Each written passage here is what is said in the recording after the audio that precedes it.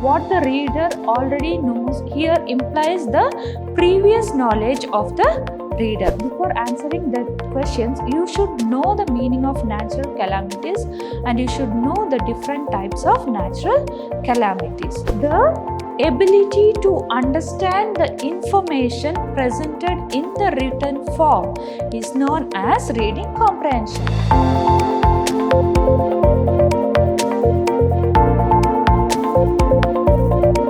Welcome dear students. I am Mrs. Reena, lecturer, Department of English at Vidhyaashram First Grade College, MYSURU. Today, in this session, let us discuss the language component reading comprehension of 4th Sem B.C.A.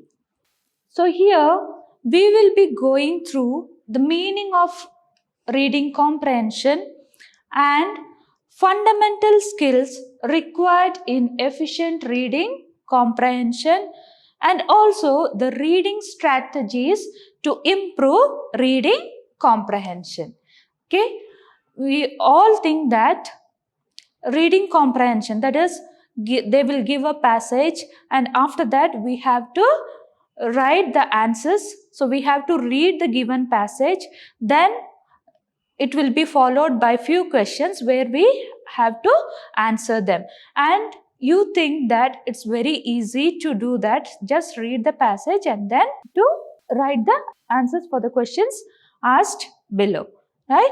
So it's, of course, it is easy and you can score good marks in that.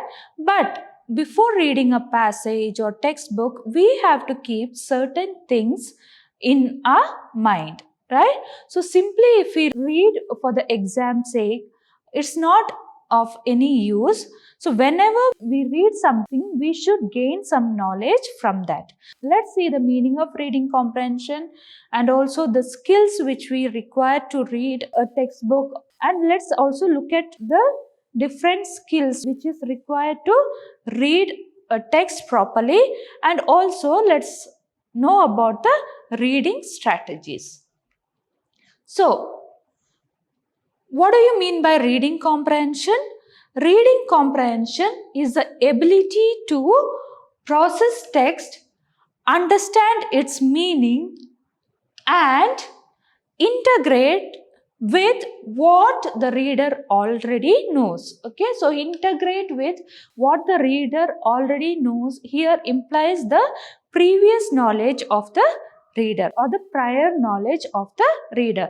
So reading comprehension is the ability to process text and also to understand meaning. Not only, it's not simply reading, we should understand its meaning.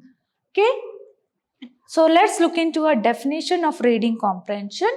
The ability to understand information presented in the written form is called reading comprehension. I repeat, the ability to understand the information presented in the written form is known as reading comprehension. So comprehension is a creative, multifaceted process. Okay, comprehension is a creative and multifaceted process. That means multifaceted means having many sides or having different aspects. So dependent upon 4 language skills, that is, so it depends upon the 4 language skills, that is phonology, syntax, semantics and pragmatics. What do you mean by phonology? Phonology is the aspect of linguistic which deals with the system of sounds. Okay, and what is syntax? Syntax is the arrangement of words and phrases to get a to create a sentence. Okay, so semantics deals with the meaning of the words or phrases or sentences. So pragmatics is a branch, it deals with the things with sensibility and realistically. Pragmatics means it is dealing with the things sensibly and realistically. So now you understand, phonology means it is the branch of linguistics which deals with the system of sounds. Then syntax means it is the arrangement or the proper arrangement of words and phrase to create a well sentence. And semantics is the branch of linguistics which deals with the meaning of a passage, text, whatever may be. And the pragmatics, it is the dealing with things sensibly and realistically. So here the comprehensive, it is a creative, multifaceted process which deals with the different branches of languages like phonology, syntax, semantics and pragmatics. Next, the fundamental skills required in efficient reading comprehension are knowing meaning of words.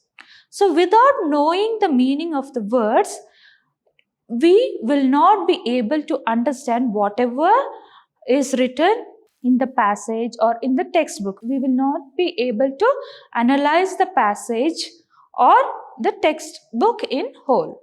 Next one is ability to understand the meaning of word from discourse context. If we don't know the meaning of the words, we should be able to understand the meaning of words, then phrases, sentences, etc. to understand or to analyze the textbook completely. Next, ability to follow organization of passage. That means we have to read the passage in an order. Okay, we have to follow the organization. We have to follow the organization of passage. For example, after reading the first paragraph, we cannot directly skip into or we cannot skip to the third paragraph. We have to, after reading the first paragraph, we have to go through the second paragraph. Then only we will be able to understand or we will come to know the meaning of that passage well. So otherwise, if you skip one paragraph or skip one sentence, you will not be able to get the proper meaning or we will lose the continuity there.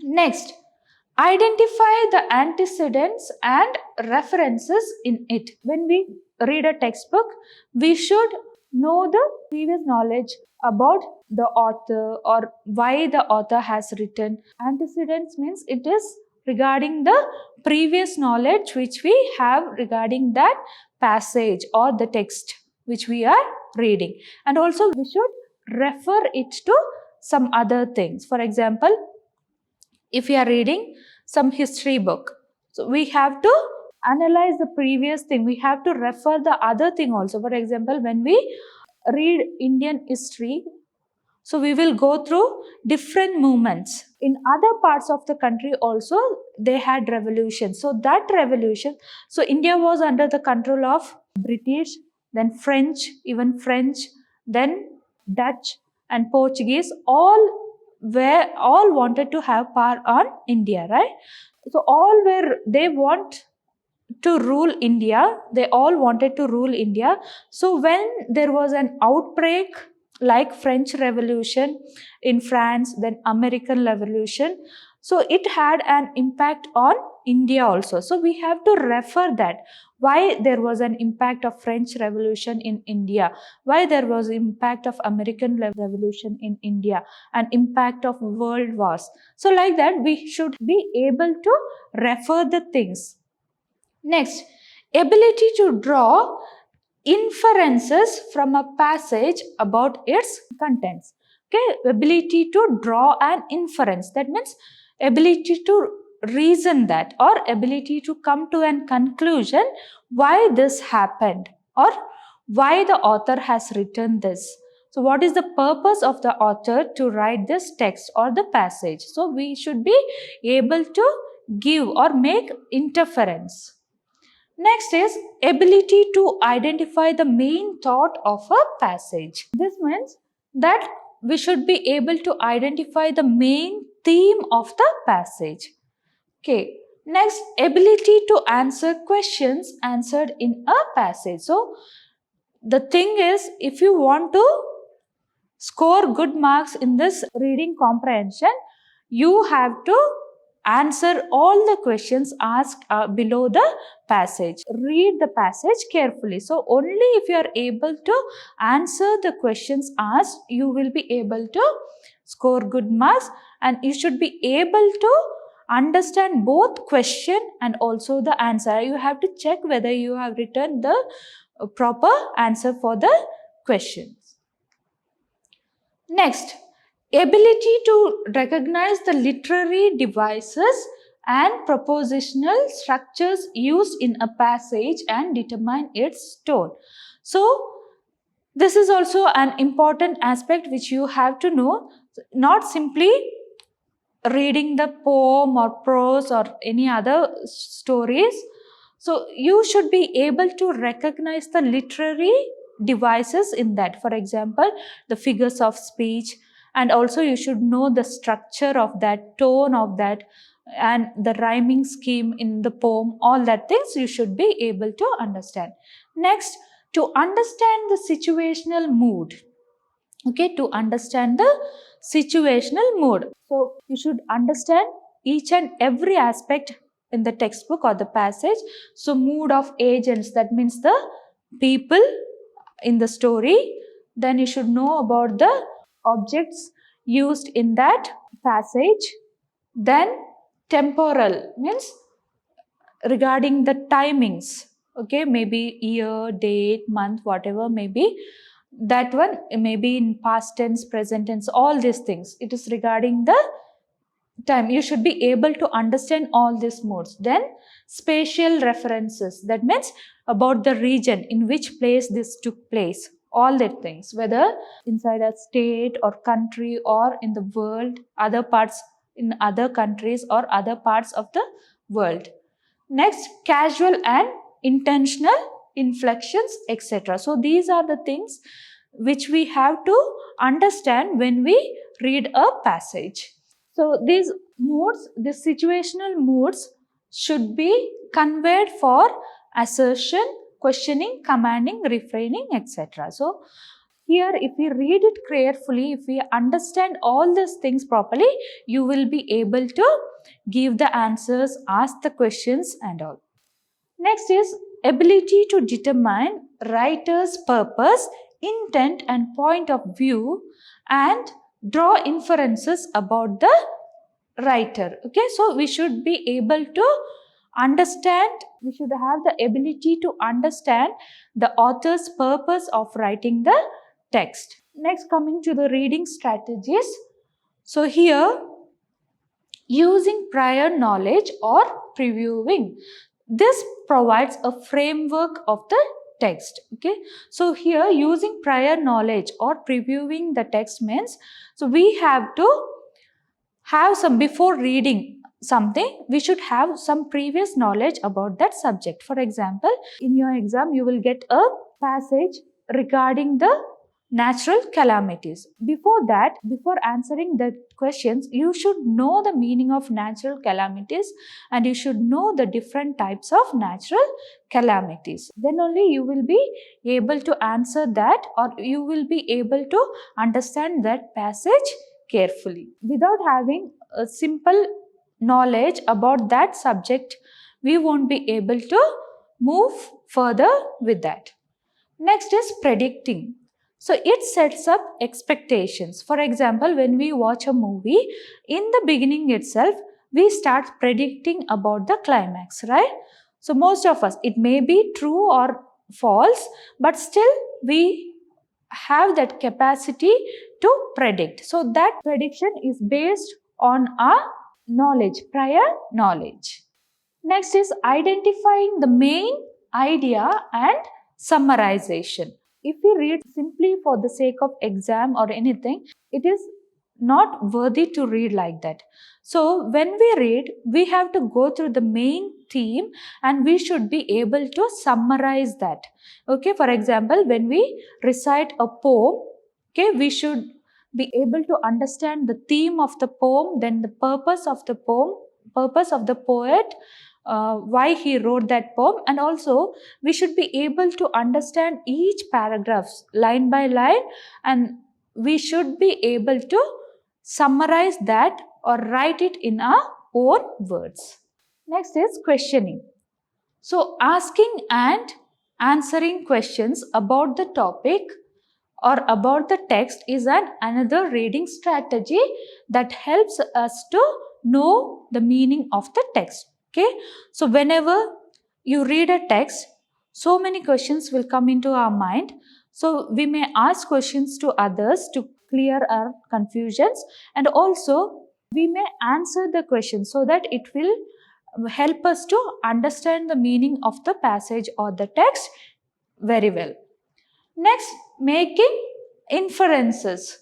So, making inferences is that after reading, we have to come to a conclusion and we have to think about that. We have to reason. We should have that reasoning power to come to a conclusion. Okay, so making inferences. So, in order to make inferences about something that is not explicitly stated in the text, we must learn to draw on prior knowledge and recognize clues in the textbook to draw an inferences. So we should use the clues given in the text. Next is visualizing. So having that picture. When we read something, we should have that picture, or we can have our own picture regarding that topic in our mind, so that it will help us to recall it and it will help us to stay in our memory for a long time. So here studies have shown that those who visualize while reading have better recall. Okay, so to recall better, we have to visualize the things. Then, so readers can take advantage of illustrations then that are embedded in the text or create their own mental images. So we can create. So they have in our textbooks, when we read something, we will get the illustration. We can take that illustration also. For example, building of Taj Mahal. So there were, who built the Taj Mahal? It was Shah Jahan, and he had so many workers. So you can, and it was built in Agra, right? All that things we can visualize that. We can have a picture that we visualize the picture of Shah Jahan, then his wife Mumtaz, then so many people working, carrying the loads, all that things, masons, how they work, everything we can visualize it, and it will remain in our memory for long period. And so we can have, so in the textbook itself you will get lot of examples or illustration. You can use the same illustration, or else you can use your own image or drawing when reading text without illustrations. Okay, it will help you to remember the things for a long time. So when you picturize, okay, each and everything in the previous years, you might have had the poem The Sower. Okay, it's about the farmer. So you know, when you go through a village or you know the life of a farmer, you have to picturize that. So if you picturize that, you will be able to write the whole summary of that poem. So here visualizing plays an important role in reading comprehension. So here is an exercise for you. You have to read this carefully. Floods are second only to fire as the most common of all natural disasters. So here, as soon as in the beginning itself, here we are speaking about a natural calamity, right?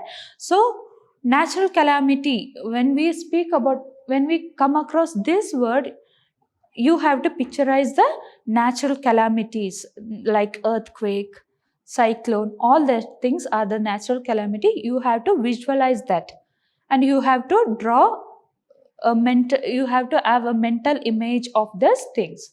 So they occur almost everywhere in the world, resulting in widespread damage and even death. So natural calamities or flood, like floods, earthquake, so they have a severe impact on the life of the people, right? So it causes damage to the life of the people as well as the places. So consequently, scientists have long tried to perfect their ability to predict floods. So far, the best that scientists can do is to recognize the potential for flooding in certain conditions. There are a number of conditions from deep snow on the ground to human error that cause flooding. Okay, it's because of our selfishness only sometimes we have to undergo these natural calamities. So when deep snow melts, it creates a large amount of water. Although deep snow alone rarely causes flood, when it occurs together with heavy rain and sudden warmer weather, it can lead to serious flooding. There is a fast snow melt on top of frozen or very wet ground. Flooding is more likely to occur than when the ground is not frozen. Frozen ground or ground that is very wet and already saturated with water cannot absorb the additional water created by the melting snow. Melting snow also contributes to high water levels in rivers and streams. Whenever rivers are already at their full capacity of water, heavy rains will result in the rivers overflowing and flooding the surrounding land. Rivers that are covered in ice can also lead to flooding. When ice begins to melt, the surface of the ice cracks and breaks into large pieces. These pieces of ice move and float down the river. They can form a dam in the river, causing the water behind the dam to rise and flood the land upstream. If the dam breaks suddenly, then the large amount of water held behind the dam can flood the areas downstream too. Broken ice dams are not the only dam problems that can cause flooding. When a large human-made dam breaks or fails to hold the water collected behind it, the results can be devastating.